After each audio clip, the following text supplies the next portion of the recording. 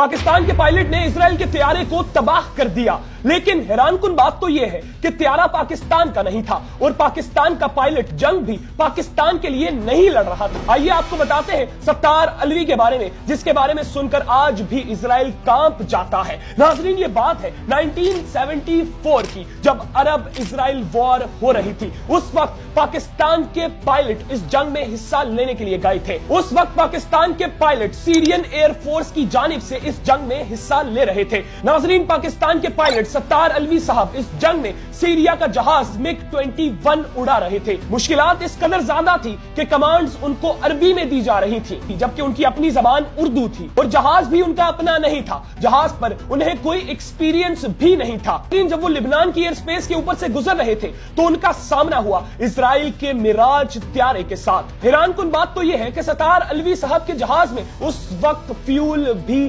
खत्म होने वाला था, लेकिन फिर भी पाकिस्तान के पायलट ने बहादुरी का मुजाहिरा करते हुए इजराइल के मिराज त्यारे को मार गिराया। जब उन्होंने इजराइल के त्यारे को मार गिराया तो उनके जहाज में फ्यूल बिल्कुल खत्म हो चुका था। वो बिना फ्यूल के अपने जहाज को एयर बेस तक लेकर पहुंचे, जिसके बाद सीरिया ने उनको अपना हाईएस्ट मेडल दिया, जबकि पाकिस्तान की जानिब से उनको सितारा इम्तियाज दिया गया। सत्तार अलवी की कहानी यहां पर सुनाना इसलिए जरूरी था कि दुश्मन समझता है कि टेक्नोलॉजी ज्यादा रखकर वो हमें मात दे देगा। दुश्मन को यह बताना चाहते हैं कि सिर्फ टेक्नोलॉजी से फर्क नहीं पड़ता, जज्बा शहादत भी होना चाहिए। सत्तार अलवी साहब की मिसाल आपके सामने है। ना जहाज उनका था, ना जबान उनकी थी, ना मुल्क अपना था। बात थी इस्लाम की, जंग थी अरब इजराइल, और उन्होंने सीरिया के लिए इजराइल के जंगी त्यारे को मार गिराया। वो इजराइल जिसको फुल सपोर्ट अमेरिका की हासिल थी, जबकि सत्तार अलवी साहब सीरिया के लिए जहाज उड़ा रहे थे। नाज़रीन, दुश्मन को हमारी हिस्ट्री पर नजर दौड़ानी चाहिए और ये बात देखनी चाहिए कि हमारे मुल्क ने